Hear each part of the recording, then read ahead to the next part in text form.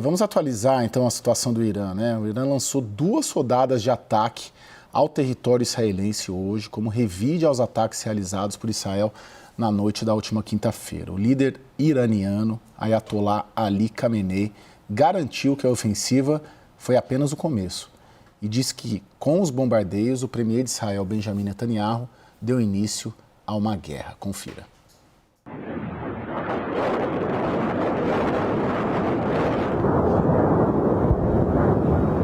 Todo o território de Israel ficou sob ataque ao longo desta sexta-feira. Centenas de mísseis lançados em 3 ondas atingiram cidades como Jerusalém e Tel Aviv, com foco em centros militares e bases aéreas. Mas os bombardeios também atingiram pontos civis. Dezenas de pessoas ficaram feridas. Além da artilharia, drones e outros projéteis foram interceptados pelo sistema aéreo de Israel, que contou com o apoio dos Estados Unidos. Do lado iraniano, em Teherã, capital do país, a população foi às ruas para comemorar os ataques. O Ayatollah Ali Khamenei acusou Israel de ter começado uma guerra e disse que o Irã está totalmente preparado para o confronto. که رژیم صهیونیستی اشتباه بزرگی کرد، خطای بزرگی کرد، غلطی کرد و عواقب او رو بیچاره خواهد کرد به توفیق الهی. Já o primeiro-ministro de Israel, Benjamin Netanyahu, afirmou que novos ataques estão a caminho. Outras alas do governo israelense apontaram que os bombardeios cruzaram linhas vermelhas e prometem uma resposta dura a Teherã. Em pronunciamento, Netanyahu se dirigiu ao povo iraniano e pediu que a população local se levante contra o governo. And as we achieve our objectives, we're also clearing the path for you to achieve your objective, which is freedom. It has never been weaker. This is your opportunity to stand up and let your voices be heard. O ataque do Irã foi uma resposta ao bombardeio israelense da última quinta-feira que matou comandantes iranianos, incluindo o chefe da Guarda Revolucionária Islâmica Hossein Salami. Enquanto isso, as lideranças do Ocidente e do Oriente assistem com cautela a nova escalada de tensões no Oriente Médio. O Conselho de Segurança da ONU se reuniu de forma emergencial para tratar dos ataques. Estavam presentes autoridades da ONU, da Agência Internacional de Energia Atômica e de países como Rússia e Estados Unidos, além de Irã e de Israel. Na reunião, os americanos afirmaram que buscam uma resolução pacífica para a questão, garantindo que os iranianos nunca obtenham uma arma nuclear.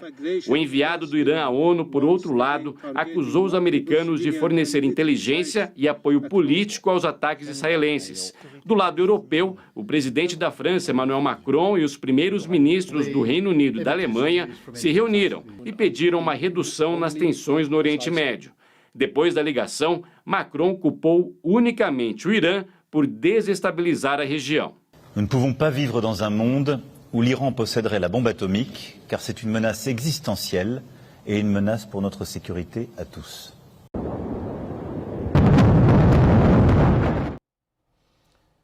Embaixador Eduardo Gradiloni, me desculpe, vou corrigir a pronúncia aqui do Instituto de Relações Internacionais e Comércio Exterior, o IRICE. Embaixador, muito temor ali em Israel hoje, a reação iraniana talvez até acima da expectativa, né? Quase que uma guerra aberta, mísseis balísticos, os israelenses 2 horas, 1h30 dentro dos bunkers, né? Os relatos hoje ao longo do dia, inclusive da nossa equipe lá, era de que nos ataques anteriores ficaram 10 minutos, 15 minutos, meia hora no máximo. O que esperar de Israel agora? Qual que é a sua aposta da resposta israelense ao ataque iraniano, ao revide iraniano? Bom, do jeito que nós estamos vendo a reação de Israel, vai ser uma contra-ofensiva ainda mais dura do que o ataque, e eu acho que essa é a expectativa pior que podemos ter, de que as coisas se agravem e a situação piore ainda mais.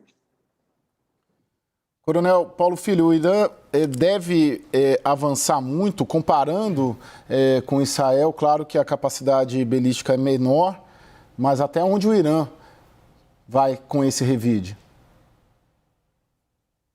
Pois é, Caio. Não há comparação, não há nível de comparação entre as capacidades militares entre Israel e o Irã. As capacidades militares israelenses são muito mais vultosas, né? São muito mais. Israel está muito mais bem preparado nesse campo. Porém, a reação iraniana, diferentemente do que aconteceu ano passado, quando houve aquelas trocas de salvas de mísseis, né? Naquela oportunidade, ano passado, o Irã reagiu medindo com muito cuidado o tamanho da reação para que não escalasse a situação. Isso não aconteceu agora. O Irã reagiu com muita força, nós vimos vários mísseis, pudemos assistir durante o dia de hoje na televisão, vários mísseis atingindo a Tel Aviv. Então foi uma reação escalando a crise. Aonde que isso vai chegar, né? Qual é o objetivo de cada um dos países nesse conflito? O objetivo israelense me parece bastante claro: impedir que o Irã tenha acesso à bomba nuclear. Só que fazer isso pela força, atacando as instalações nucleares iranianas, é uma tarefa muito difícil. As instalações nucleares iranianas estão cavadas nas profundezas das montanhas do Irã e é praticamente impossível para um armamento chegar a destruir essas instalações. E qual é a outra alternativa? Talvez retirar o governo iraniano. E nós vimos aí na reportagem a palavra do primeiro-ministro Netanyahu nesse sentido. E aí, com um novo governo, talvez ele abra mão da produção da bomba. Mas será que esse objetivo também é facilmente alcançável? Não me parece ser muito facilmente alcançável. Qual o objetivo do Irã? O objetivo do Irã é simplesmente se defender e não permitir que Israel alcance seus objetivos. Aonde isso tudo vai parar? Até onde eles vão trocar essas salvas de mísseis? É muito difícil prever, mas é uma situação gravíssima, Caio. Uma tensão como nós não assistimos certamente desde o fim da Guerra Fria e mesmo antes do fim da Guerra Fria. Lorival, o embaixador Eduardo coloca uma contraofensiva de Israel muito volumosa, muito intensa. O coronel coloca os dois objetivos possíveis ali, né? Claro, o objetivo é acabar com o programa nuclear, mas difícil, né? Porque está tudo enterrado, protegido, ou tirar um novo governo. Essa contraofensiva vai, de alguma maneira, na sua percepção, né? Na sua previsão e na sua experiência, fazer com que esses objetivos sejam atingidos? Limitar o programa nuclear iraniano? Pode limitar no sentido de adiar, né, de desacelerar, de retardar o programa nuclear iraniano, né? E aí, por exemplo, hoje a gente teve a destruição de uma planta superficial que fica sobre as instalações de Natanz e que é a planta de combustível que fornece energia para o funcionamento da planta de Natanz. Então, provavelmente a planta, o parque ali de centrífugas que está ali no subterrâneo parou de funcionar momentaneamente, né? Então, por enquanto, nós temos esse tipo de dano nas instalações nucleares que ainda é superficial, né? Israel não dispõe das bombas de penetração profunda no solo como as que os Estados Unidos detêm, né? As bombas MOP. E são bombas de 13.600 quilos, né, que só os Estados Unidos têm. Então, o Trump não vai fornecer isso para Israel, porque o Trump ainda mantém a esperança de uma saída diplomática, de um acordo com o Irã acerca de seu programa nuclear. Então, por enquanto, o dano sobre as instalações nucleares iranianas parece superficial, literalmente, né? Mas se vai haver algo mais intenso, mais profundo, literalmente, por parte de Israel, ainda vamos ver. Provavelmente é uma campanha que pode se prolongar, né? E é isso que o Netanyahu está sinalizando. Jussara? Eu queria perguntar para o embaixador sobre o Trump, né, tentando aproveitar... A gente está com problema no áudio da Jussara, Filipe? Sim, né? Estamos com um problema no áudio da Jussara. Aproveitando que o embaixador, o Lorival, colocou a questão americana, o Trump claramente tentando aproveitar toda a situação para fazer uma negociação de um novo acordo nuclear com o Irã. O senhor apostaria, o seu conhecimento, o senhor foi embaixador no Irã, foi inclusive seu último cargo na carreira de diplomata. O senhor apostaria que o Irã pega essa boia de salvação, ou de alguma maneira esse contexto todo vai facilitar uma negociação do Trump e dos Estados Unidos com o Irã? Olha, eu queria fazer uma observação. Eu, como ex-embaixador no Irã, ainda muito ligado lá, como vocês podem ver atrás de mim, ainda com a bagagem, porque ainda estou completando a mudança para cá, então continuo muito ligado ao Irã. É um pouco frustrante ver quantas oportunidades de algum entendimento mais produtivo com o Irã foram perdidas, né? É só a situação dar uma chance para algum tipo de entendimento e alguma coisa acontece para frustrar. Parece que os radicais sempre boicotam essas oportunidades. Eu presenciei isso, nós tivemos um presidente com uma proposta de moderação presidencial, e cada vez que o presidente presidencial, na sua campanha, falava sobre liberalização dos costumes e tudo, aí nós vemos aquelas patrulheiras, né, dos costumes na frente dos shoppings, fiscalizando a entrada das mulheres que não estivessem portando os trajes previstos na regulamentação iraniana. Ele, depois que foi eleito, colocou na chancelaria iraniana profissionais gabaritados, moderados, com grande experiência em área nuclear, e foi só assinar com a possibilidade de acordos de moderação na área nuclear, e já teve que moderar porque os radicais, de novo, saíram a campo e forçaram isso. Então, agora que nós estamos vendo esse malogro das negociações nucleares na Agência Internacional de Energia Atômica, a gente vê uma outra oportunidade perdida, porque certamente se houvesse maior moderação de todas as partes e não forçassem o Irã a uma capitulação quase que de difícil apresentação ao público, nós poderíamos ter resultados melhores. Esperamos que isso possa acontecer agora quando os negociadores de Trump e os iranianos voltarem a se encontrar em Oman. Coronel, que termos o senhor avalia que o Trump vai colocar na mesa com o Irã?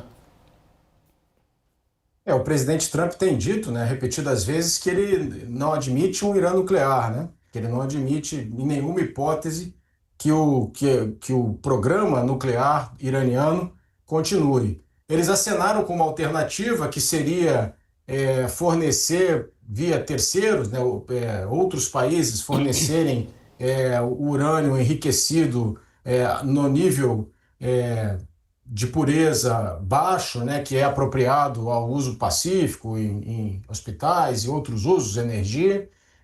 Enquanto essa planta fosse sendo construída, o Irã poderia usar a sua e depois ele substituiria por essa planta controlada por estrangeiros. Mas isso, desde sempre, não foi aceito, né, me parece, pelo governo iraniano, que não admite abrir mão da sua soberania nesse campo, né, na produção de energia nuclear. O governo iraniano alega que não tem intenção de produzir a bomba, mas os fatos, né, o enriquecimento a 60%, o que a Agência Internacional de Energia Atômica denunciou essa semana, né, do descumprimento de uma série de imposições, deram a oportunidade, né, me parece que o primeiro-ministro Netanyahu viu neste momento a oportunidade de fazer o ataque que há muito tempo ele planeja, né? Esse ataque foi planejado com muita antecedência, um ataque pelas características, pela eliminação das principais lideranças, pela ação muito parecida com a ação ucraniana, em que drones de baixo alcance foram infiltrados no território ucraniano para atacar as baterias de artilharia antiaérea. Tudo isso denota um planejamento muito complexo e feito já há muito tempo, o que mostra que essa ação não foi pensada de última hora, já vem sendo gestada há tempos. Dorival, você acha que o Trump está com a chance sonhada dele, programada, de ser o pacificador? Neste momento, não. Quando há esses ataques israelenses tão profundos, né, tão intensos ao Irã, e que tem uma conotação de tentativa de debilitar o regime também, né? Tanto que o Netanyahu fez um pronunciamento se dirigindo à população iraniana, né, convocando a derrubar o regime. Não é esse um ambiente propício para negociações do programa nuclear. Na verdade, a situação é um incentivo para o Irã atingir as armas nucleares. Lembra-se que esse programa clandestino, que foi revelado em 2002 por elementos da oposição iraniana, ele coincidiu, a aceleração desse programa, com o então presidente George Bush ter dito que havia um eixo do mal formado pelo Iraque, pelo Irã e pela Coreia do Norte. O Iraque foi invadido, né, seu regime foi derrubado, a Coreia do Norte tem armas nucleares, restou o Irã.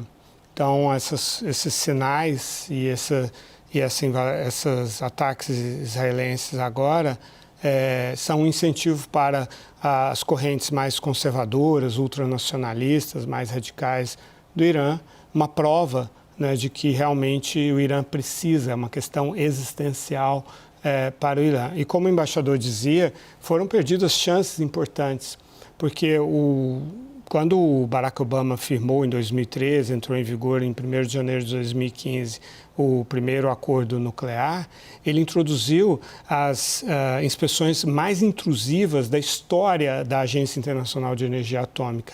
E ali, tanto europeus quanto americanos estavam convencidos de que o programa nuclear não estava em condições de evoluir para um programa nuclear militar clandestino, né? E aí o Trump rompeu esse acordo.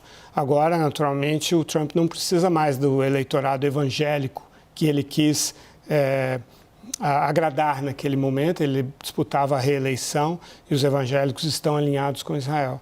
Então, agora eles têm uma outra coisa em mente, que é fechar a sua carreira, né, a sua vida e tal, com um legado de pacificador. Mas isso vai totalmente de encontro com, ou seja, vai contra, né, para deixar mais clara a expressão, com os objetivos de Netanyahu. Bom, gente, vamos ver o impacto disso no petróleo, né? A tensão no Oriente Médio, ela pressiona o petróleo mundial desde ontem, né? Desde quando foi feito o ataque de Israel. O barril do tipo Brent teve a maior alta desde a invasão da Ucrânia pela Rússia em fevereiro de 2022. Poucas semanas depois, está aí a tela, do início da guerra da Ucrânia, o petróleo disparou, né? Chegou a atingir mais de $120 por barril. Com a troca de ataques entre Israel e Irã desde ontem à noite, a commodity subiu mais de 7% nesta sexta-feira e atingiu quase $73. E aí eu queria te ouvir, embaixador, ali tem o Estreito, né, de Hormuz, que controla ali grande parte do fluxo de petróleo do mundo. E o Irã controla muito bem esse estreito. Alguma possibilidade de uma reação iraniana ser também no aspecto econômico para o mundo, para além dos mísseis balísticos sobre Israel, Irã controlar maior ali esse fluxo de petróleo, para que o mundo, de repente, seja sensibilizado ali dessa situação toda?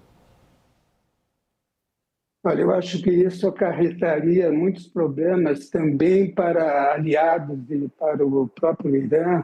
Há várias análises calculando qual seria a repercussão disso, e não parece que essa seja uma opção muito realista.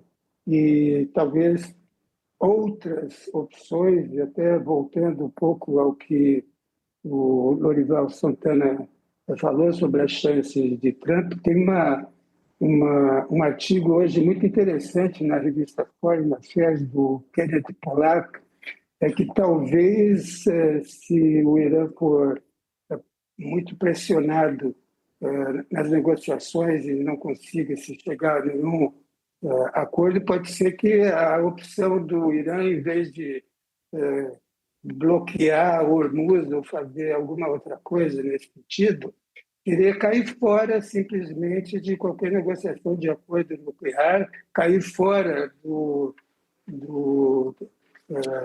TNP, ficar na situação que está Israel, né? Que não faz parte do acordo, não tem que prestar contas. Então, e essa seria talvez uma péssima evolução do assunto, porque teríamos aí mais um país fora do direito internacional que já está tão combalido e hoje não está conseguindo frear os ímpetos unilateralistas de várias partes, como a gente está vendo no caso da Rússia invadindo a Ucrânia, no caso do que está acontecendo agora com o Irã e outros, o Irã e Israel, e outros exemplos, né, de ameaças de Trump, por exemplo, de invadir outros países e incorporar outros países.